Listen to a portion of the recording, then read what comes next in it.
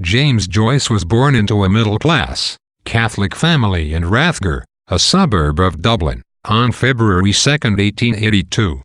The family's prosperity dwindled soon after Joyce's birth, forcing them to move from their comfortable home to the unfashionable and impoverished area of North Dublin.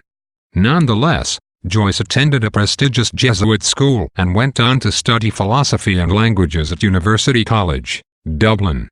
He moved to Paris after graduation in 1902 to pursue medical school, but instead he turned his attention to writing.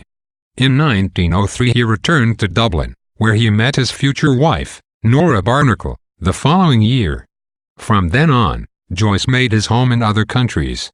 From 1905 to 1915 he and Nora lived in Rome and Trieste, Italy, and from 1915 to 1919 they lived in Zurich, Switzerland. Between World War I and World War II, they lived in Paris. They returned to Zurich in 1940, where Joyce died in 1941. In 1907, at the age of 25, Joyce published Chamber Music, a collection of poetry. Previously, he'd also written a short story collection, Dubliners, which was published in 1914.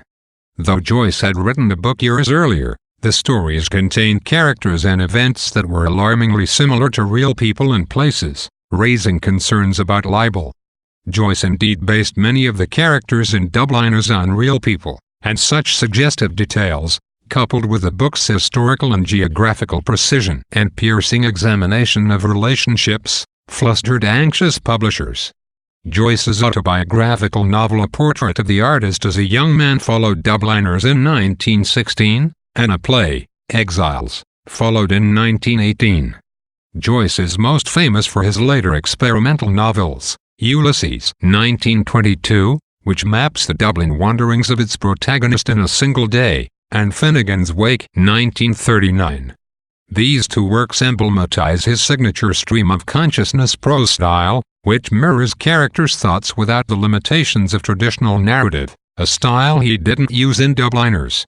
Ireland permeates all of Joyce's writing, especially Ireland during the tumultuous early 20th century. The political scene at the time was uncertain but hopeful, as Ireland sought independence from Great Britain.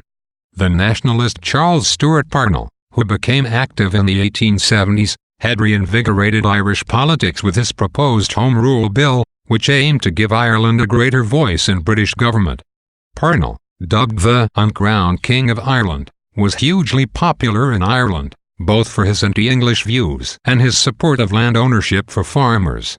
In 1889, however, his political career collapsed when his adulterous affair with the married Kitty O'Shea was made public. Kitty's husband had known for years about the affair, but instead of making it public, he attempted to use it to his political and financial advantage. He waited until he filed for divorce to expose the affair. Both Ireland and England were scandalized. Parnell refused to resign, and his career never recovered. Parnell died in 1891, when Joyce was 9 years old. In the last part of the 19th century, after Parnell's death, Ireland underwent a dramatic cultural revival. Irish citizens struggled to define what it meant to be Irish, and a movement began to reinvigorate Irish language and culture. The movement celebrated Irish literature and encouraged people to learn the Irish language, which many people were forgoing in favor of the more modern English language. Ultimately, the cultural revival of the late 19th century gave the Irish a greater sense of pride in their identity.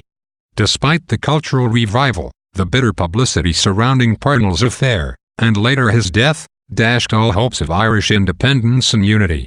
Ireland splintered into factions of Protestants and Catholics, conservatives and nationalists. Such social forces form a complex context for Joyce's writing, which repeatedly taps into political and religious matters. Since Joyce spent little of his later life in Ireland, he did not witness such debates firsthand. However, despite living on the continent, Joyce retained his artistic interest in the city and country of his birth and ably articulated the Irish experience in his writings. Dubliners contains 15 portraits of life in the Irish capital. Joyce focuses on children and adults who skirt the middle class, such as housemaids, office clerks, music teachers, students, shop girls, swindlers, and out-of-luck businessmen. Joyce envisioned his collection as a looking glass with which the Irish could observe and study themselves. In most of the stories, Joyce uses a detached but highly perceptive narrative voice that displays these lives to the reader in precise detail.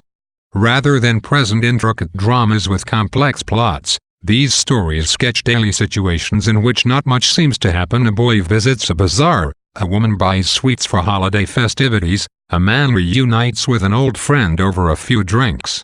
Though these events may not appear profound, the characters' intensely personal and often tragic revelations certainly are. The stories in Dubliners peer into the homes, hearts, and minds of people whose lives connect and intermingle through the shared space and spirit of Dublin.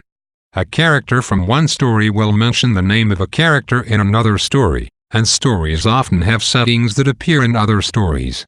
Such subtle connections create a sense of shared experience and evoke a map of Dublin life that Joyce would return to again and again in his later works.